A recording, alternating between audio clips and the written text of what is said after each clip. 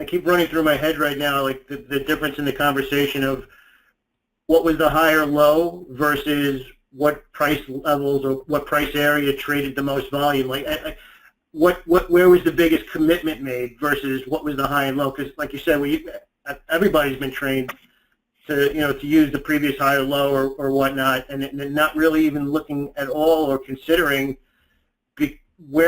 what price within that candle matters. Not just because it was the high or the low. Like I used the example before, that high could be 100 shares or one contract, and that's it.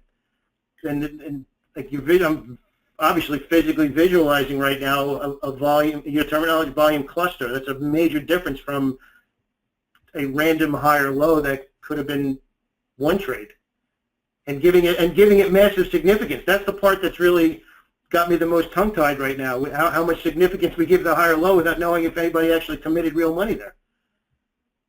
Well, you're exactly right, and I'll tell you where you can take that concept even deeper, and we'd probably have to do it on another call. But I want you to think about the fact that 99% of the indicators out there that have been programmed and sold for thousands of dollars, and some are obviously free on all kinds of websites, but if you were to go and look at the calculations for almost any technical indicator out there, they're all based off of the close price. Maybe they're based off of the high or low price, right? So for some reason, we've absorbed this idea that because the last 7 close prices are the close prices, they're somehow important.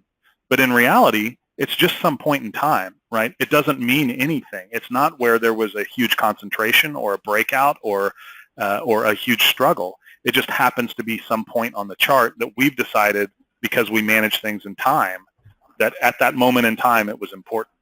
Now that might be true for the close of a session of an entire day or the last trading day of the month or something like that.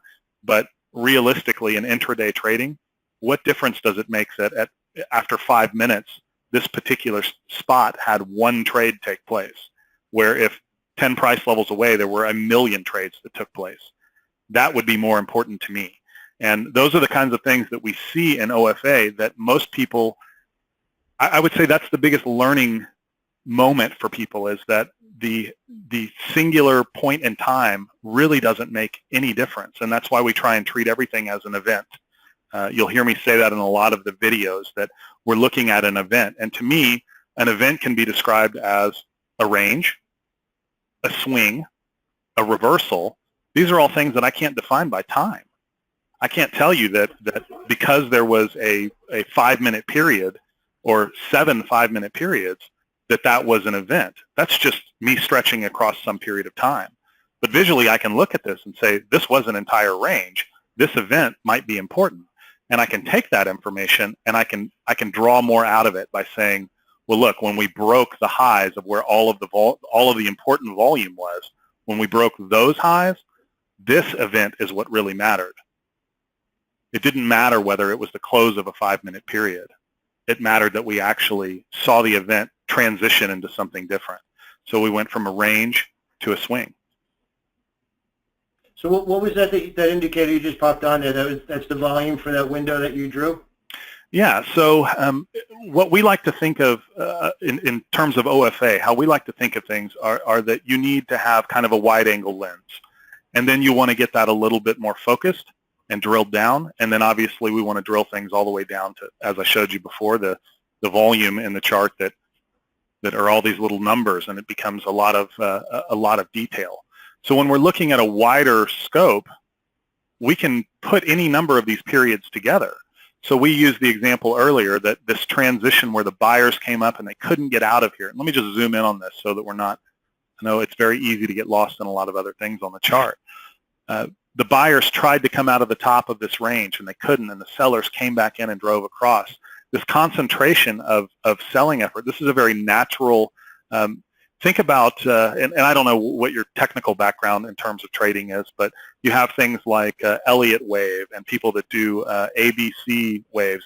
There's a lot of things that involve 3 types of motion, where you have an advance, a pullback, and a further advance, and things like that. That's a very natural process in any auction. And I'm using the word auction, that's what a market is, but think about the last time you were at a volunteer fire department pancake breakfast or something, and they were auctioning off something from the local town, or you were at a charity event. When an auctioneer is auctioning something, he's always giving you a higher offer, right? The current bid is whatever price, and he's giving you a higher offer. And as people get excited, that offer accelerates very quickly, and then eventually there are no more buyers, and we have to go through this process of kind of retracing back down. Well, okay, never mind, the bid is this, and then he's going to start offering less. So maybe instead of $100 increments, he starts offering $50 increments, and then 25, and then 5. He's just trying to get a little bit more out of it. That's a very natural flow of capital in anything that works as an auction. And a market is an auction. Frankly, it is. It's just that it's dual-sided because we have active sellers and active buyers.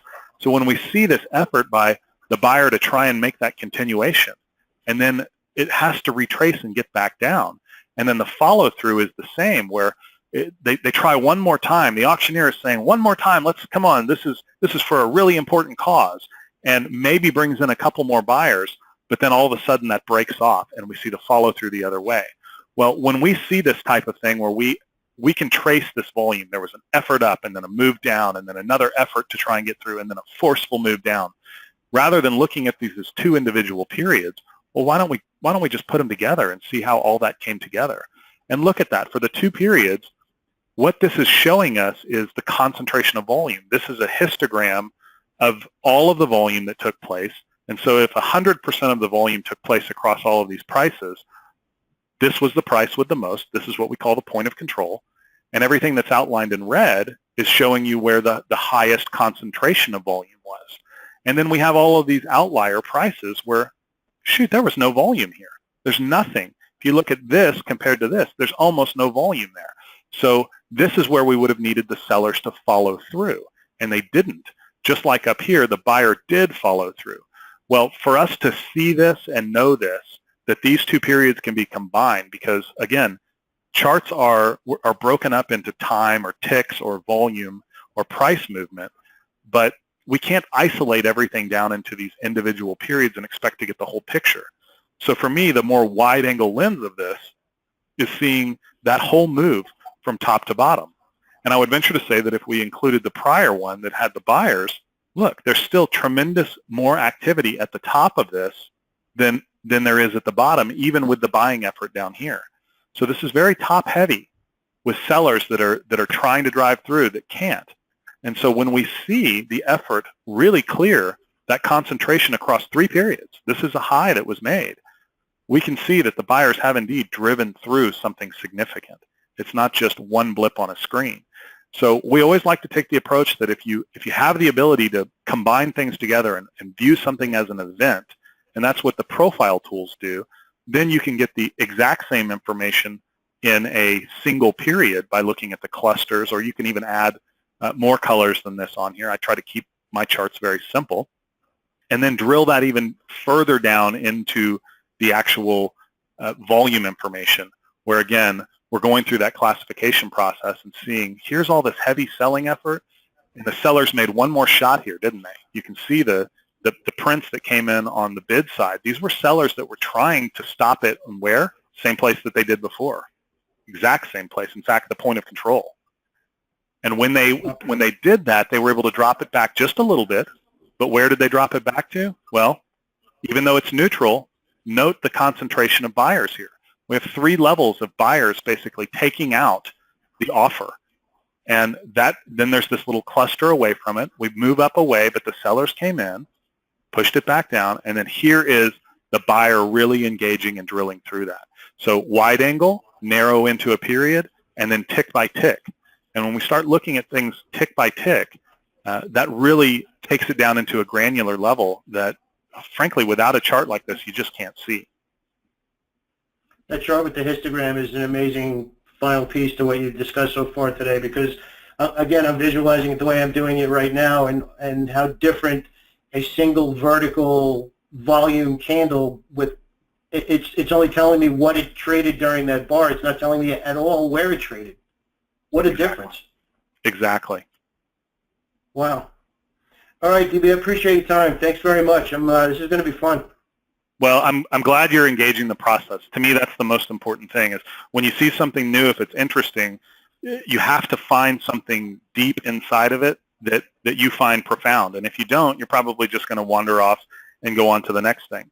So I love to hear from people who really want to get their teeth into it, because that's the first step. I mean, you have to engage it a little bit, and once you realize what that information can do for you, you're never going to want to trade blind again. Yeah, I keep comparing throughout this presentation, answering my questions. I keep comparing it to what I'm using now, and it doesn't even seem like it's the same chart. So well, thank you for your time. I appreciate it. Absolutely. Happy to help. Take care.